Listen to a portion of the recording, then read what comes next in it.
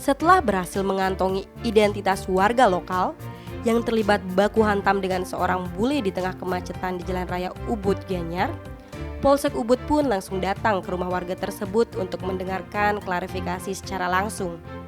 Namun, untuk identitas bule yang diduga berkebangsaan Rusia hingga saat ini masih dalam penyelidikan.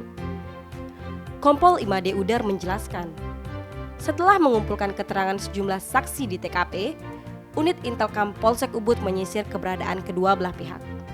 Salah satu pihak yang merupakan warga lokal diketahui bernama Jero Mangku Budi Utama 51 tahun. Senin 24 April sekitar pukul 15.30 WITA, pihak Polsek Ubud menemui Mangku Budi di kediamannya, Jalan Anyelir, Desa Sumerta, Denpasar Timur. Menurut keterangan Jero Mangku Budi Utama, papar Kompol Made Udar, peristiwa itu terjadi Minggu 23 April. Saat itu yang bersangkutan hendak sembahyang ke Pura Tampurhyang, Kayu Selam, Bangli. Ia berangkat dengan mengemudikan mobil Nissan Livina melewati Jalan Raya Ubud dari arah Simpang Kedewataan ke arah timur. Saat itu kondisi jalan dalam keadaan padat merayap. Kemudian, sekitar pukul 15 WITA, dari arah belakang terlihat melalui spion, ada sebuah mobil Mitsubishi Expander warna putih plat F, nomor tidak diketahui, menerobos dari arah barat menggunakan lajur selatan dan mengenai spion kanan mobil yang berada di belakang mobil Jero Mangku. Diperkirakan itu jenis R3 dengan plat nomor tidak diketahui. Tiba-tiba, seorang WNA keluar dari mobil mencari Jero Mangku yang pada saat itu masih di dalam mobil. Jero Mangku pun menyampaikan secara baik-baik bahwa yang diajak bermasalah adalah pengendara mobil di belakang Jero Mangku sambil mengatakan bahwa traffic crowded atau jalan macet. Kemudian, orang asing tersebut mencari pengemudi mobil di belakang tersebut dan kembali mencari Jero Mangku dan mengatakan, "Shit you." Kata-kata "shit you" inilah yang tidak diterima oleh Jero Mangku hingga emosinya memuncak.